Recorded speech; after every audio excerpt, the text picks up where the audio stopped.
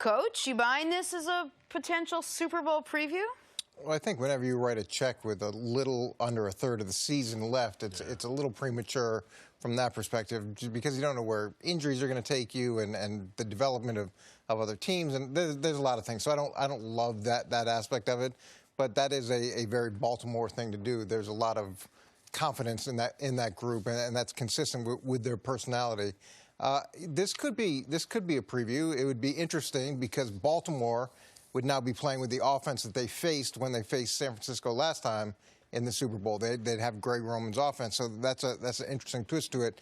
What I like about San Francisco in this matchup from a defensive perspective is not just the talent they have on the defensive line, but they do a pretty good job of mixing in pressures. And it's hard to match Baltimore's offense, and you hear a lot of coaches talk about trying to simulate his speed, trying to simulate how quickly things hit, the volume of scheme. So I like the idea of attacking with blitzes, showing them unscouted looks, making them try to adjust to you as opposed to trying to match up. And San Francisco will do quite a bit of that. So I like that aspect of it, too. I want to take this from the Baltimore angle because it is a Baltimore Ravens player who was asked, is a Super Bowl matchup. He said at the end there, he's like, essentially, we know we'll be there. I'm curious to see who's going to be on the other side of it.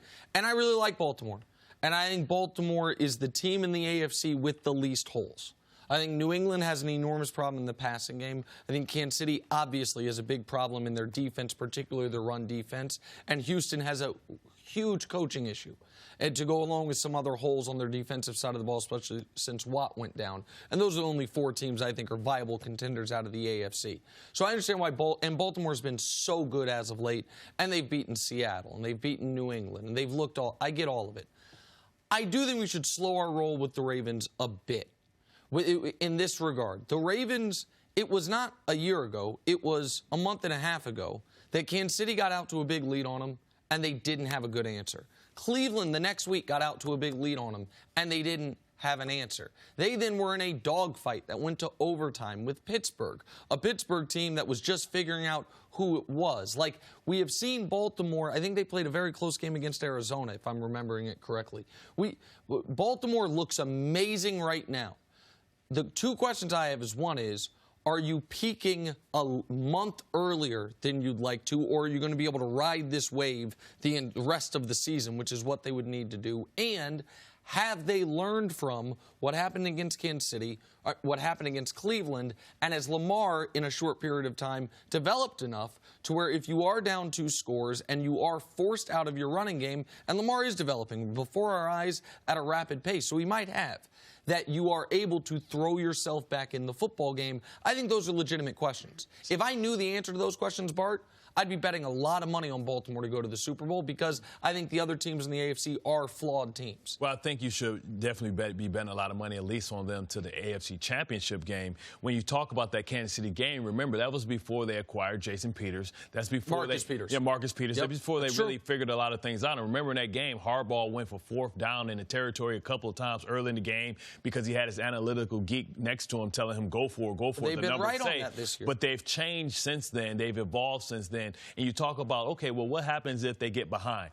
Well, if they get behind, guess what? Their explosive part of their offense isn't just their passing game. It is their running game, because any explosive play in football is any play over 20 yards. They get that more than anybody through their runs on the ground. So I don't think anything's going to get them out of their running game. What's going to be interesting to see if San Francisco decides to play keep away from that explosive offense by moving and change, because if it is any holes in Baltimore, the holes are the fact that they don't have a tremendous front seven. That's why they went out and got Pecco at like 35 years old, so they can have a space eater. What the strength of this team is their ability now to match up against Kansas City, be able to play man-to-man and still yet have to help over the top. So I want to see how they decide to match up against Kittles. Do they take Jimmy Smith and say, we have an abundance of corners, let's put Jimmy Smith, our biggest, tallest, physical, cornerback, and put him inside of the box? But when you have all these different defensive backs, it allows you to play complex coverages. You can bracket, you can play rat, you can play hole coverage from the other side with Earl Thomas never really knowing where it goes. The question is,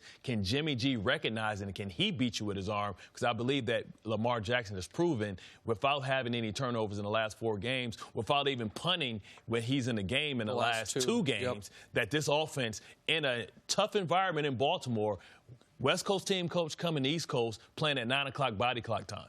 Yeah, that's hard to do. And going back to your point about playing from behind, that's my biggest reservation right now, and I've said this throughout, is if the whole stadium knows you got to throw the ball, can Lamar Jackson go back and do that on a consistent basis? If they can play the game on their terms, they're really hard to beat.